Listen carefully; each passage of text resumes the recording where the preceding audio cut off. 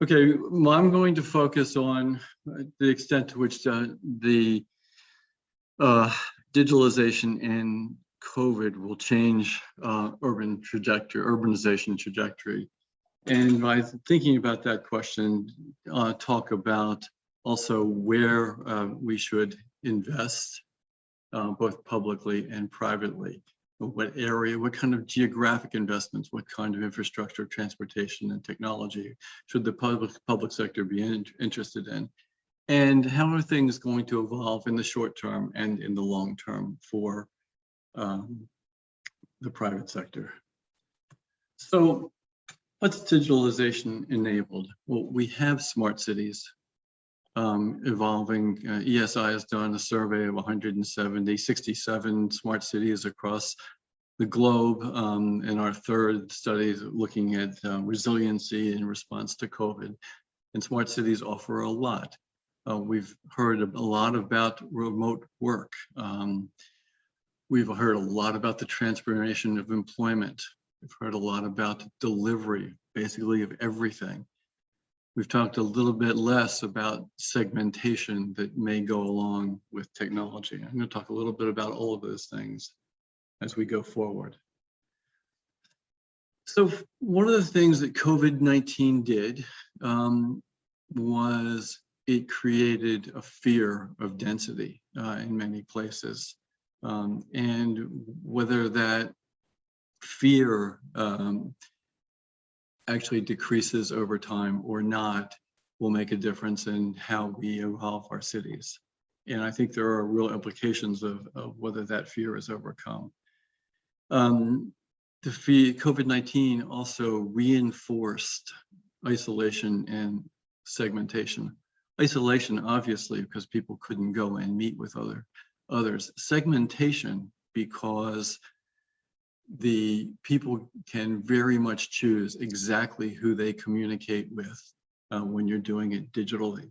That is not always the case when you're in a city. Cities are chaotic, somewhat disorganized and random, but they also create opportunities and events that are often productive and create whole new sets of information and knowledge. So when you look at urbanization, Chen Kong actually talked about this, urbanization, productivity, and income growth over long periods of time. Urbanization has been very much linked to rising incomes globally in very dramatic fashions. And here we have the world, we have Malaysia, we have South Asia and East Asia and Pacific, and all of them show the same thing, that with urbanization is increasing GDP per capita. And by the way, urbanization has been moving forward for many, many decades. So the question that we need to think about is whether ultimately the future is going to be different in the path of urbanization. Will it diminish now? Is face-to-face communication obsolete? Will remote work cause companies to seek to lower costs? Will technology enable will cities resume their traditional roles as innovation centers, which they always have been? Will technologies enable cities to expand their previous reach? Not many people are talking about things like that, but that's a real possibility. And then on the downside, will technology pit diverse urban areas against homogeneous virtual communities? And those are all questions that will play into where is it important? What do we need to know to invest? And if I think it is true, if it's true in my office for sure, there's little consensus about the most likely scenario of future urbanization. And outcomes that actually obtain will depend both on the market, but also on public policy. And this question about the scenario of future urbanization is really quite crucial. So one scenario is that we see declining density. Cities become less competitive. Why should they exist if face-to-face value interaction is less valuable? They're perceived as risky from a health perspective. The so-called agglomeration of benefits of people in my profession, economists, are eroded by better communication technology. You can get it without being there. In lower cost, more decentralized locations successfully compete with people and firms. That's one scenario. When you think about that scenario, we should have some concern. Number one, it will diminish the value of a very large stock of existing public infrastructure. There's likely to be social dislocation associated with it.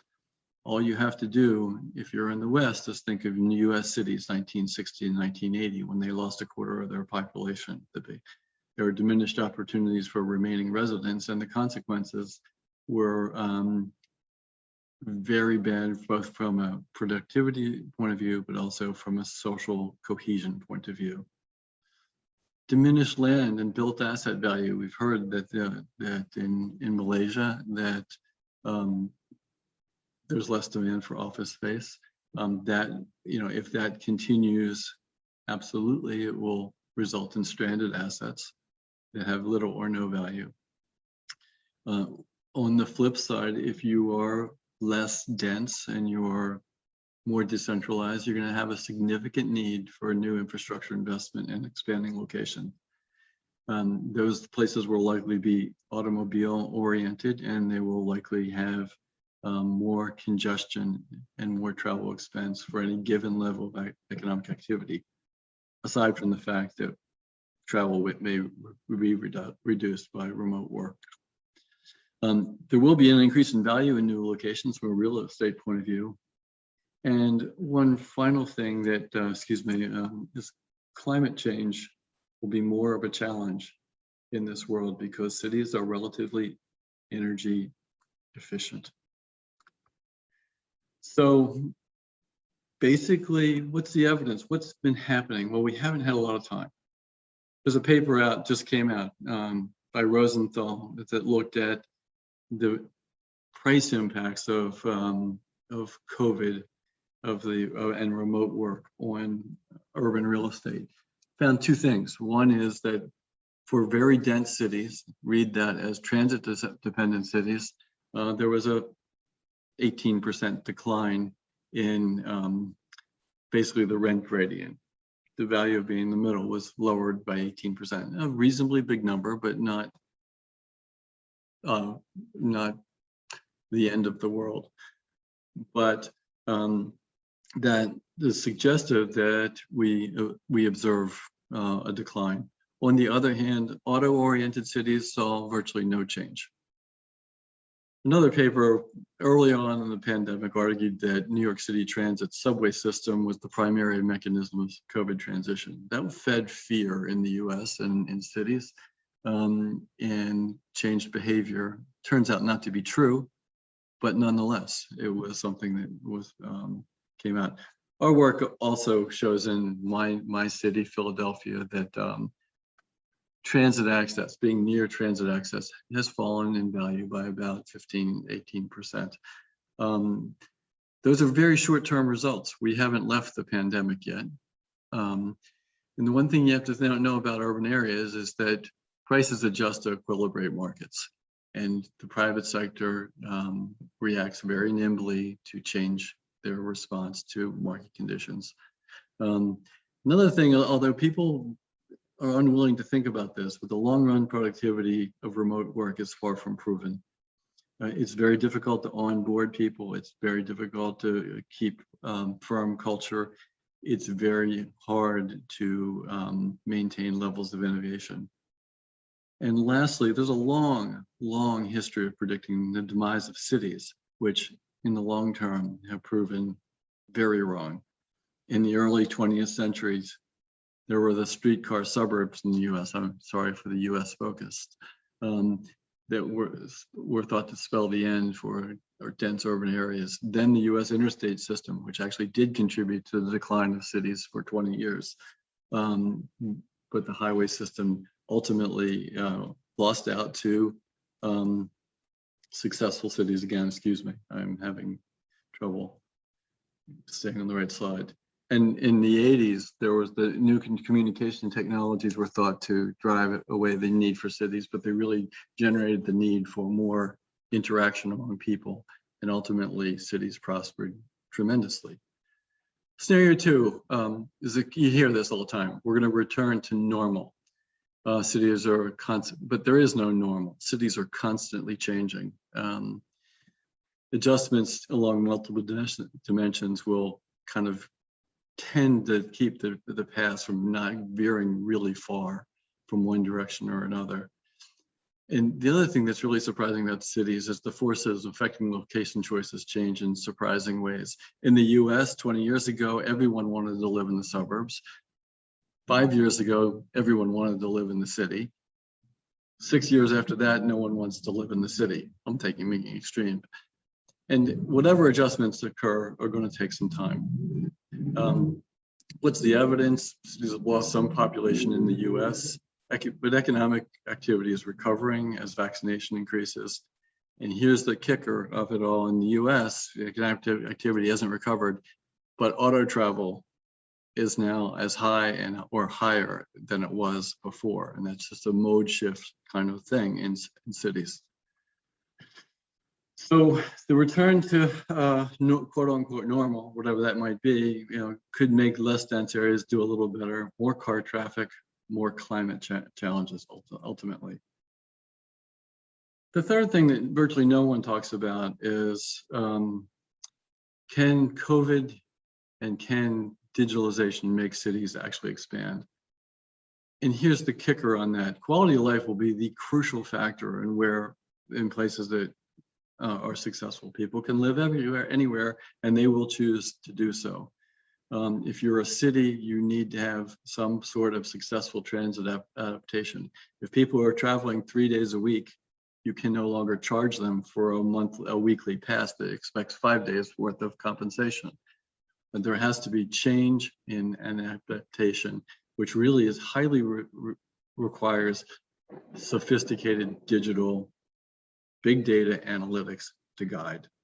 And if productivity is associated with social interaction continues, as they have historically, only cities that both address quality of life issues and transit issues will be on the cutting edge of success. Basically, technology facilitates flexibility that will alleviate cities from the constraints, and this has been mentioned by earlier speakers, the expensive constraints of infrastructure, which is expensive. It can lower peaks for roads, transit, sidewalks. And the other thing that's really important, the technology expands the potential reach of firms in the talent market. And that could lead to mega winners at the expense of others. It also could put diverse urban areas that are successful against non-urban homogeneous communities. So ultimately, this what I call scenario 3, cities, smart, savvy cities expand. It's going to leave you with the fewest stranded assets, the greatest productivity, and the fewest environmental challenges. It's going to have one huge challenge, which is globally a problem now, and that is housing affordability. And we see that all over the globe, and there will be major policy challenges that can be helped a lot by technology to address that particular issue. So the future, if you take the history of urbanization seriously and don't think that COVID changed the world, which frankly, I really don't. I think vaccination is going to change our thoughts about that. It gives you the biggest payoffs. The public investment has to be in high-tech, high-quality transit, smart technology ensuring safe, high quality of urban life. And you can't have smartness without education and human capital development. And lastly, we need to figure out the affordable housing problem. For the private sectors, there's going to be investments to adapt existing infrastructure, highly flexible urban workspaces, logistic facilities, dispersed, low cost, non-innovation focused facilities probably will prosper. and you need residential units across the span of the marketplace, from rural to suburban to urban.